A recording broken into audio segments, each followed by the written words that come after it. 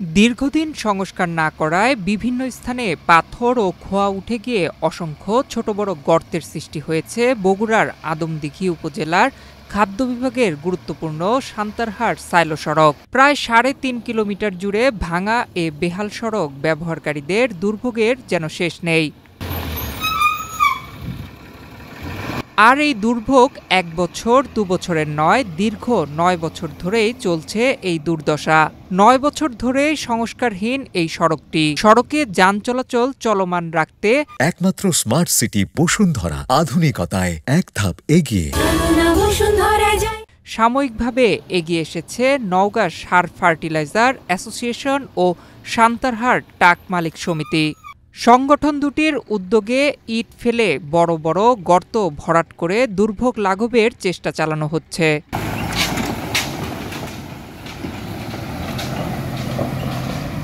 সান্তারহাট পৌর শহরে ৫০,০০০ metric ton ধারণ ক্ষমতা সম্পন্ন দুইটি আধুনিক শীতাতপ নিয়ন্ত্রিত সাইলোর রয়েছে, যার মধ্যে একটি গম ও আরেকটি চালের, এবং এর প্রায় আধা কিলোমিটার উত্তরে ২৫,০০০ মেট্রিক টন ধারণ ক্ষমতা সম্পন্ন একটি সারের গুদাম রয়েছে। সাইলোতে যেতে সান্তারহাট খাড়ির ব্রিজ থেকে সারের গুদামের সামনে দিয়ে ৩.৫ কিলোমিটারের একটি সড়ক রয়েছে। খাদ্য বিভাগের এই সড়ক দিয়ে সাইলো ও সার গুদামে প্রতিদিন অসংখ্য ট্রাক চলাচল করে। সেই সাথে সড়কটি সান্তারহাট পৌরসভা, সান্তারহাট ইউনিয়ন ও আদমদীঘি সদর ইউনিয়ন, রানীনগরের বদলা, পালসা, তেবালিয়া সহ প্রায় ২৫ থেকে ৩০ গ্রামের মানুষের ভরসা। তারা অনেকে এ পথে যানবাহনে ও হেঁটে চলাচল করেন। বর্তমানে বেশিরভাগ স্থানে পাথর, ইট ও খোয়া উঠে গিয়ে ছোট বড় শত শত খানাখন্দের সৃষ্টি হয়েছে। সড়কের এমন দশায় প্রায় প্রতিদিনই যানবাহন বিকল হচ্ছে। আর এ কারণে ট্রাক এবং অন্যান্য যানবাহনের মালিকরা ওই সড়কে মালামাল বহনে তাদের গাড়ি ভাড়া দিতে চান না। এসব কারণে চালকরাও ওই সড়ক দিয়ে ট্রাক চালাতে অনীহা প্রকাশ করেন। রাস্তার থেকে ধানে ভিজে গাড়ি চালানো অনেক ভালো।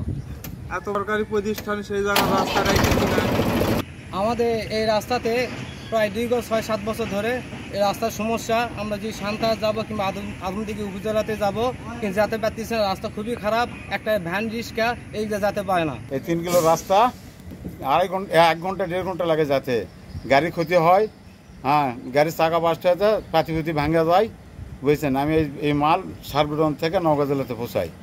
দীর্ঘ সময় সংস্কার না হওয়ায় এবং কবে হবে সেই বিষয়টির নিশ্চয়তা না পাওয়ায় সার ও ট্রাক মালিক সমিতির যৌথ উদ্যোগে সাময়িকভাবে চলাচলযোগ্য করে তুলতে চেষ্টা চালিয়ে যাচ্ছেন। ৩ কিলো রাস্তা বিভিন্ন জায়গাতে ১০০ মতো গর্ত, মাথার মতো গর্ত, গাড়ি ঘোড়া চলতে পারছে না। আমরা শুনে আসতেছি যে আজ হবে, কাল হবে, পরশু হবে, অমুক সালের রাস্তা হবে, হচ্ছে না। আমরা লাস্টে আমরা ট্রাক মালিক সমিতি এবং নওগাঁ জেলা ফার্টিলাইজার অ্যাসোসিয়েশনের উদ্যোগে আমরা এই সরকার শুরু করেছি। এলাকার আপনারা যদি কেউ সহযোগিতা করে হাত বাড়িয়ে দেন, আপনারা দিতে পারেন, তবে এই সিজনটা অন্তত চলাচল করার উপযোগী হবে। তার উত্তরবঙ্গের মধ্যে বৃহৎ, এর চেয়ে বড় আর সার বাফার এবং খাদ্যশস্য গোডাউন সারা নর্থ বেঙ্গলের মধ্যে কোথাও নেই। এগুলোর প্রথম। এই রাস্তাগুলোর এত বেহাল দশা দীর্ঘ ৩ কিলোমিটার পথ, বিগত ৫-৭ বছর ধরে এই রাস্তার এই বেহাল দশা। এই রাস্তাতে গাড়ি চলাচলের একেবারেই অনুপযোগী হয়ে পড়েছে, এবং জনসাধারণ যদি কোনো এমার্জেন্সি কোনো রুগীকে যদি নিয়ে যেতে হয়, তাহলে তাকে কাঁধে করে ছাড়া বিকল্প কোনো পথ নেই। তবে সাইলো কর্তৃপক্ষ বলছেন সড়কটি পুনর্নির্মাণের জন্য অচিরেই দরপত্র আহ্বান করা হবে। নয়ন বিশ্বাস, বাংলাদেশ প্রতিদিন।